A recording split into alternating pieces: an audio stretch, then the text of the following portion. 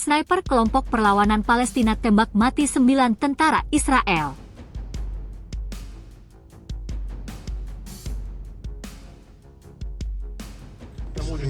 We are all here, Al-Aqsa Brigade, Al-Quds Brigade, and Al-Qassam Brigade. We're all united. This is one field, and we're all brothers.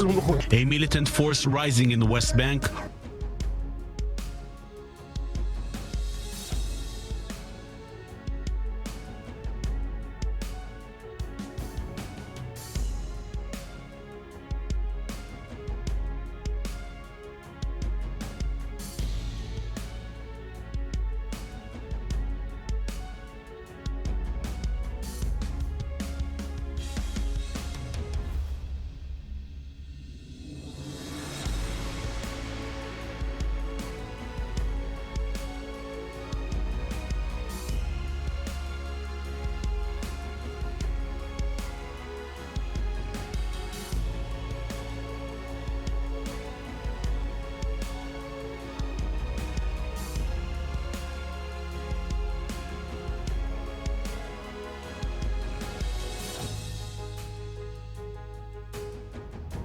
Batalion Mujahidin Palestina mengumumkan tewasnya sejumlah tentara rezim Zionis Israel selama operasi terbaru perlawanan Palestina di Barat Khan Yunis.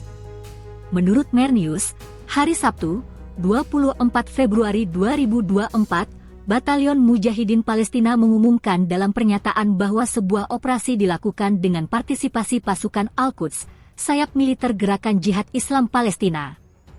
Dalam operasi di Barat Khan Yunis ini, sniper kelompok perlawanan menembak mati 6 tentara Zionis. Di sisi lain, Brigade Al-Aqsa juga mengumumkan dalam sebuah pernyataan bahwa mereka menyerang pusat berkumpulnya pasukan Israel di Netzarim dengan roket 107. Brigade Al-Aqsa juga mengumumkan serangan mortir terhadap posisi Zionis di Khan Yunis. Pada saat yang sama, media rezim Zionis mengumumkan insiden keamanan serius di jalur Gaza Selatan dan mengumumkan bahwa sedikitnya 7 tentara Israel tewas. Sejak 7 Oktober 2023, dengan dukungan penuh negara-negara Barat, terutama Amerika Serikat, rezim Zionis melancarkan pembantaian besar-besaran terhadap penduduk Palestina di Gaza dan tepi Barat. Bungkamnya komunitas internasional dan lembaga-lembaga hak asasi manusia telah membuat Israel semakin berani untuk melanjutkan genosida di Gaza. Menurut pengumuman Kementerian Kesehatan Palestina, 29.606 warga Palestina gugur syahid dan 69.737 lainnya terluka sejak dimulainya agresi militer rezim Zionis ke Gaza. Perang saudara di Israel makin banyak korban jiwa, kerusuhan menggemparkan bukan main terjadi di Israel, bukan antara Palestina dan Israel. Kini kerusuhan terbaru terjadi antar warganya sendiri, yaitu antar warga Israel sesama warga Israel. Kerusuhan bermula saat dukungan antara pihak satu dan pihak dua yang berbeda dukungan akibat dari kembalinya kepemimpinan Netanyahu yang menciptakan kisruh hingga salah paham antar dua kubu yang berseberangan. Aksi saling serang, lempar batu, hingga pemukulan menjadikan situasi makin tidak kondusif. Para petugas keamanan yang dikerahkan dan diturunkan juga ikut menjadi sasaran serangan karena disebabkan massa yang lebih banyak daripada petugas keamanan itu sendiri. Beberapa warga yang pro-Palestina di Israel memberikan pernyataan yang menyulut kelompok pendukung Netanyahu hingga dipastikan jika dua kubu tersebut akhirnya baku tempur, bahkan melakukan aksi yang menjatuhkan banyak korban jiwa. Pertumpahan darah dan kerusuhan massal yang tidak pernah terjadi sebelumnya di tanah Zionis. Di sisi lain, sesaat seorang ahli mengatakan, sebelum kita jatuh ke dalam perang saudara, saya mengatakan ini benar-benar setelah saya menjadi saksi semua peristiwa.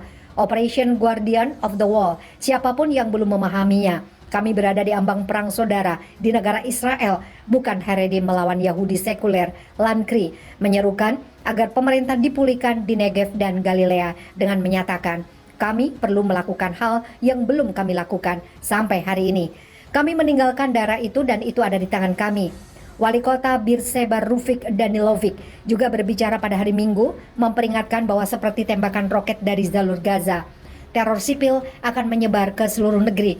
Itu tidak memiliki batasan dan tidak ada yang bangun, katanya. Pensiunan Mayor Jenderal Pasukan Pertahanan Israel yang juga mantan anggota Knesset, Eyal Ben Ruven, menekankan ancaman terbesar saat ini terhadap masyarakat Israel adalah ancaman dari dalam.